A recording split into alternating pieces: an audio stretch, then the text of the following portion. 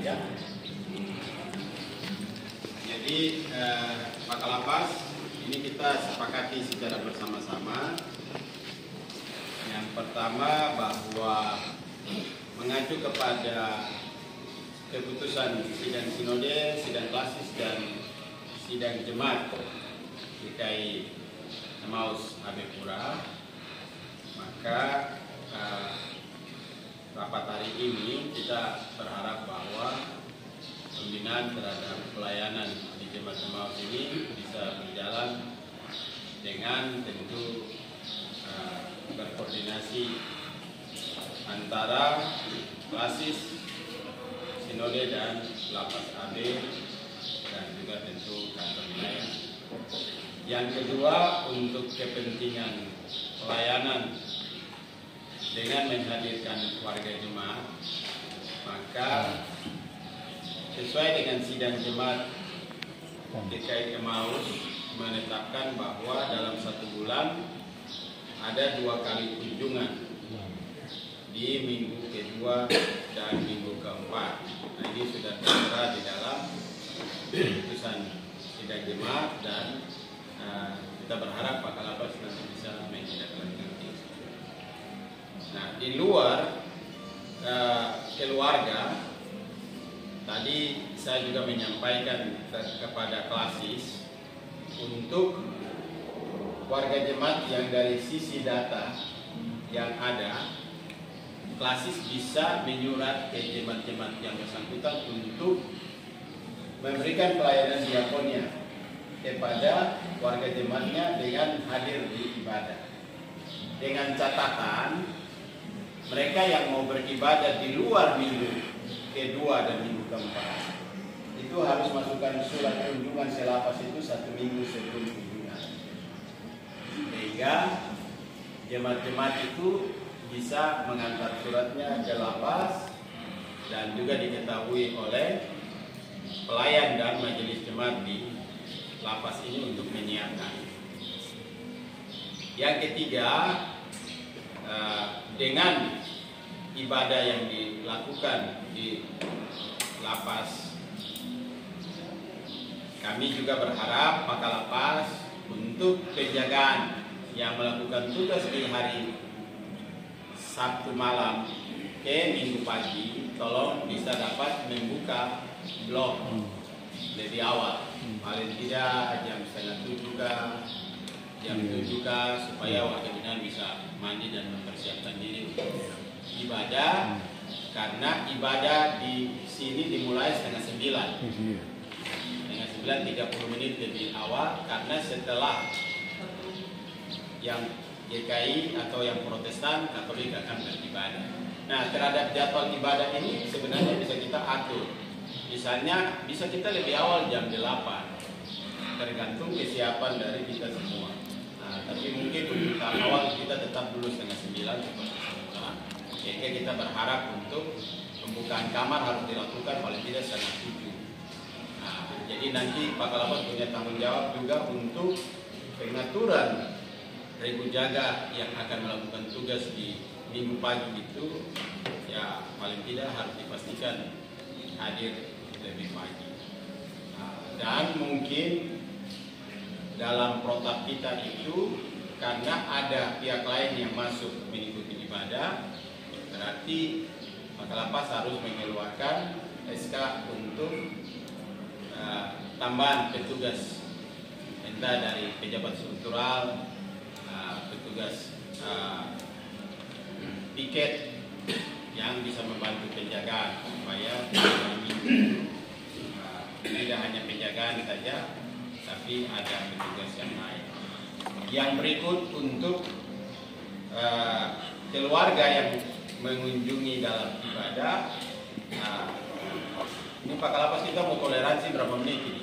15 menit atau 20 menit setelah ibadah? Atau kita pastikan aja jam 12 siang semua kunjungan sudah berakhir di lapas? Sepakat. Ya, untuk hari Minggu.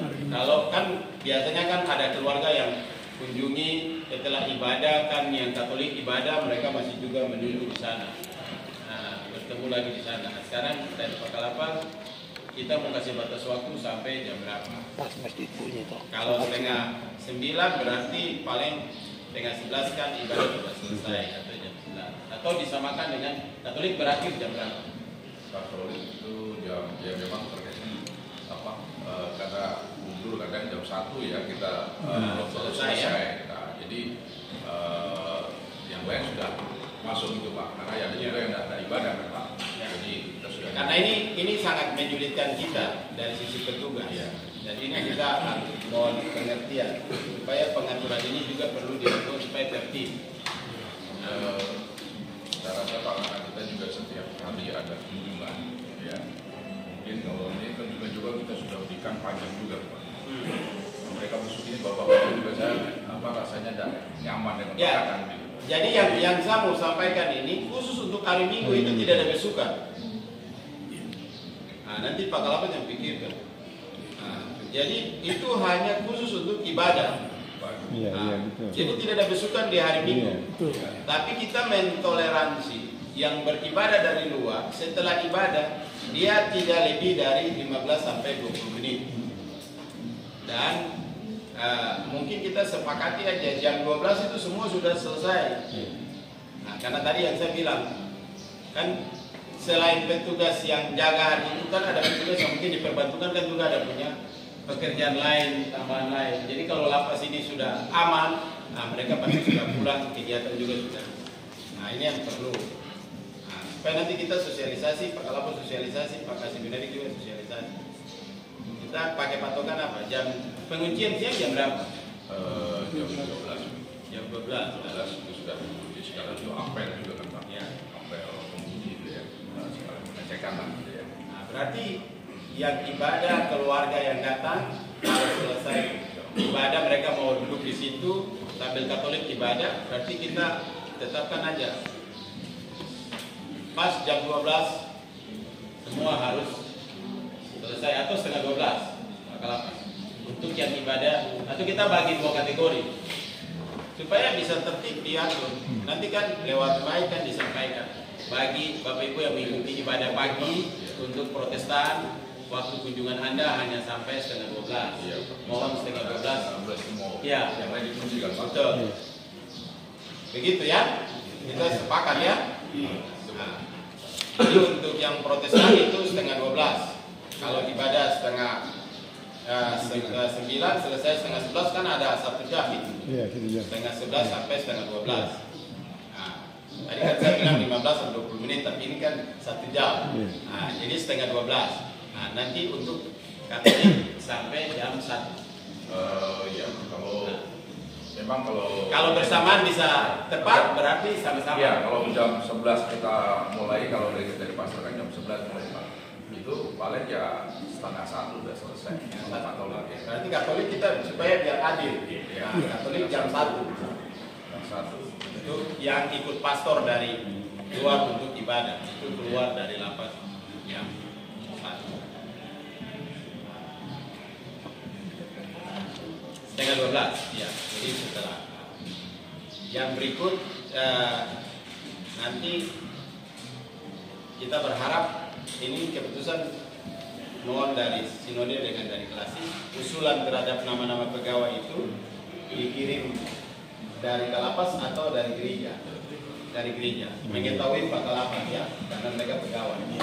Oke, jadi nanti pegawai yang diusulkan untuk membantu pelayanan di sini sehingga nanti dibina secara khusus lewat pastoral yang akan dilakukan oleh Klasis atau sinode.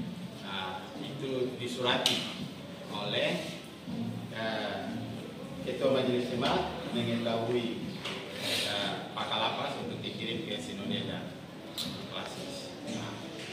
Yang berikut kita berharap nah ini yang mungkin perlu sinode kita pikirkan dengan Klasis. Kalau di jemaat-jemaat yang lain dan yang sudah berjalan selama ini, untuk setoran Klasis itu kan setiap minggu. Nah ini bagaimana untuk di jemaat ini, apakah bisa dibuat setiap bulan, tapi setiap minggu dicatat atau memang harus wajib setiap minggu? Kalau nanti misalnya katakanlah karena ini kan sesuai dengan laporan Ibu Ketua Jemaat, kalau selama ini yang tidak ada kunjungan dari luar, berarti kan derma itu hanya bisa sampai pada setoran ke klasis dan operasional di dalam gereja, yang untuk sinode tidak mencukupi. Nah, jadi itu mungkin tergantung pencatatan nanti kan. Oke, silakan. Iya, pengurus gereja di sini PMJ untuk bagian ini ya khusus untuk klasis saya kira tidak usah, nanti setoran ke sinode saja. Begitu ya. Jadi setoran ke sinode supaya muncul, karena kita punya briefing. Ya, briefing. Kan di kelas sinode klasis kan cuma 20% tuh. Yang untuk ke sinode klasis saya kira tidak usah, nanti kalau sudah berkembang baru nanti kita pikir klasis. Sekarang kita pikir jemaah, kita pikir setoran ke sinode karena supaya tercatat di dalam dokumen gereja, khususnya di keuangan. Bisa ya? Bisa. Terima kasih, Pak.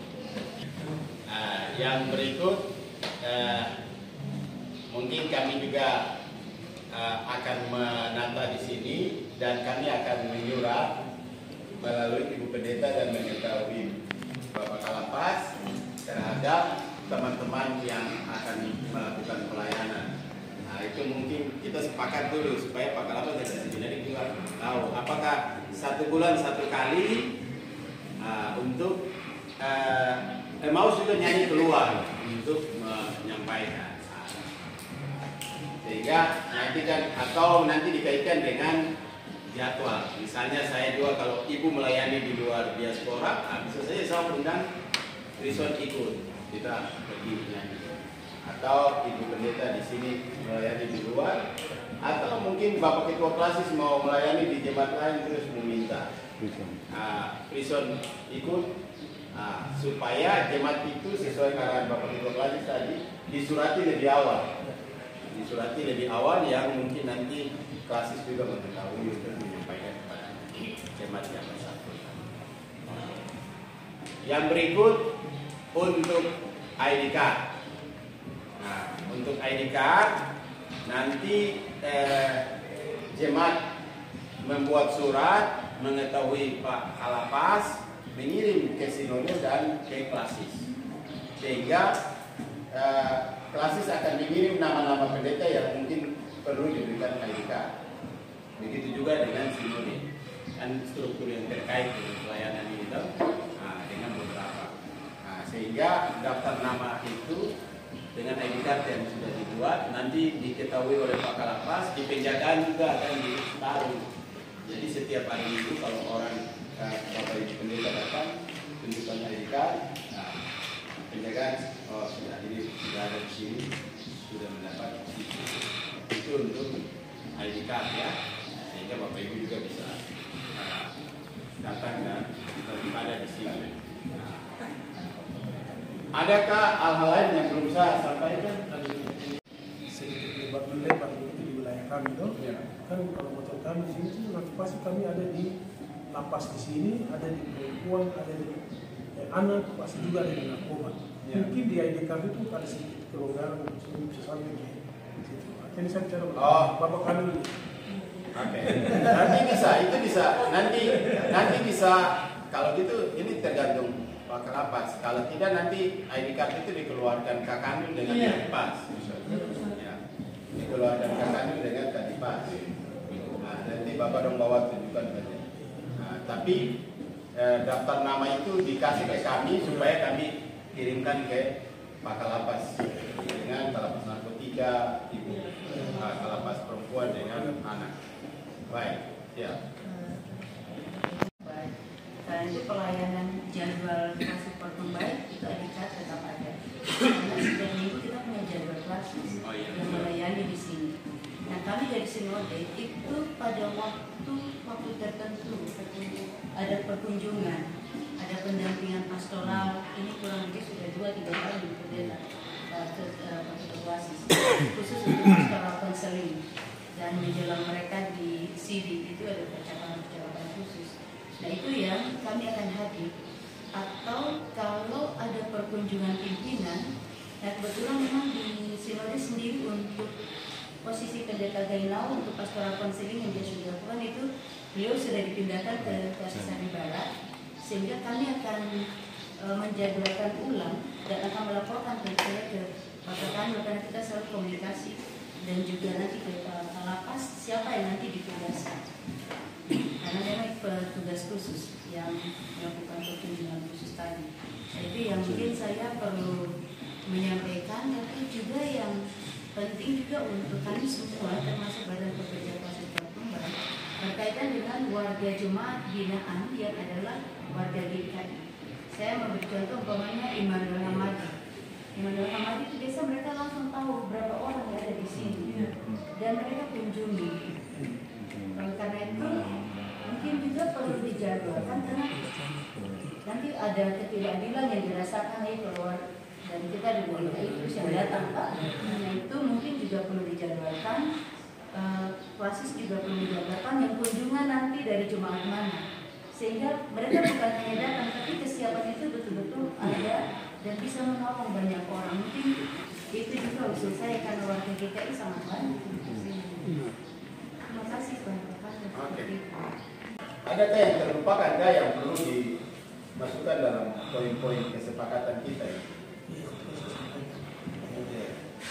Pak Kalapas, kita dalam percakapan kita sedang berpikir sampai nanti ada anak-anak di sini yang binaan mungkin yang putus sekolah, kita berpikir sampai nanti mana kita ada pendidikan yang kita mau supaya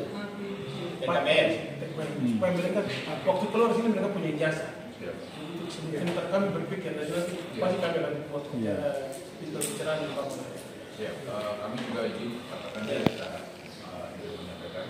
Kami tidak mau kesehatan. Jadi memang mungkin saudara-saudara di sini yang tahu, yang teman-teman mau tambah naik ya, dari mungkin SMP ke SMA, ya kami lagi dengan Pak Kasih Bilapi lagi nyusul siapa-siapa yang nggak tanya gitu Pak. Jadi terima kasih banyak ya atas hubungannya, kami juga akan menunggu Pak. Gitu, Pak. Karena kalau kami sini kan tidak bisa di PKB Pak. Ya, kita dukung. Ya, kita dukung. Siap. KBM dan kita akan lakukan sama-sama. Yang gereja di lapas itu akan dibentuk menjadi jemaat mandiri, dan itu tidak ada di gereja lain di lapas di luar Papua. Jadi itu menjadi tantangan sekaligus menjadi peluang di mana kita harus bisa menata pelayanan di sini menjadi lebih baik, dan bisa saja ini menjadi sebuah model yang akan dipakai oleh sinode lain, karena ide untuk kemandirian jemaat ini baru ada di sinode DKI. Di sinode yang lain kan belum juga merata, dan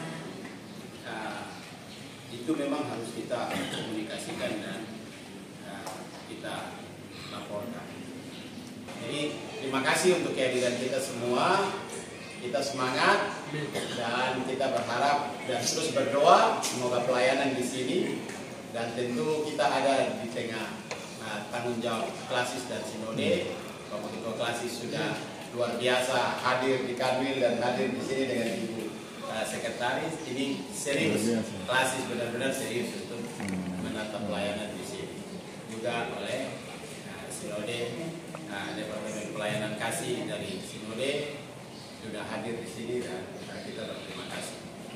Tuhan menolong kita semua dan menata pelayanan. Semua akan dimulai per Juni 2020. Tuhan Yesus memberkati kita semua.